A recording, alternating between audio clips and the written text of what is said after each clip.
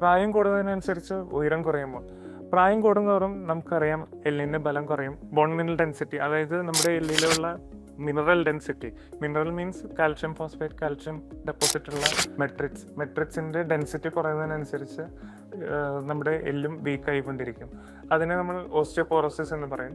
Osteoporosis എല്ലാ എല്ലിനെയും ബാധിക്കും. But കൂടുതലായി കണ്ടുവരുന്നത് വെർട്ടിബ്രൽ ബോൺ, ഹിപ്പ് ബോൺ, ഇടുപ്പിൻ്റെ എല്ല്, പിസ്റ്റലൻഡേറിയസ്, കൈപ്പത്തിയുടെ അടുത്തുള്ള എല്ല്, അവിടേക്കാണ് എസ്പെഷ്യലി എല്ലിന് ബലം കുറഞ്ഞിട്ട് ഫ്രാക്ചേഴ്സ് ഉണ്ടാകുന്നത്.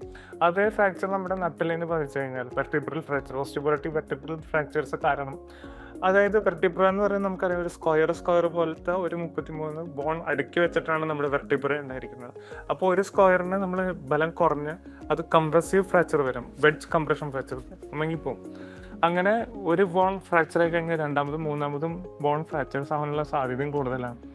അങ്ങനെ ബോൺ ഫ്രാക്ചറായി അമങ്ങി വരുമ്പോൾ നമുക്ക് ഓട്ടോമാറ്റിക്കലി ആ പോസ്ചർ മെയിൻറ്റെയിൻ ചെയ്യാൻ പറ്റാതെ ഫോർവേഡ് ബെൻഡിങ്, അതായത് കൂന് പോലെ നമുക്ക് വളവ് വന്ന് ആ വളവാണ് നമ്മൾ പലരും ഉയരം കുറയുന്നത് പോലെ ആയിട്ട് തോന്നുന്നത്. അതായത് മെയിൻ കാരണം വെർട്ടിബ്രൽ ഓസ്റ്റിയോപോറോട്ടിക് ഫ്രാക്ചേഴ്സ് കാരണം എല്ലിൻ്റെ വളവ് വന്നിട്ടാണ് നമുക്ക് ഉയരം കുറവും അല്ലെങ്കിൽ കൂനും വരുന്നത്.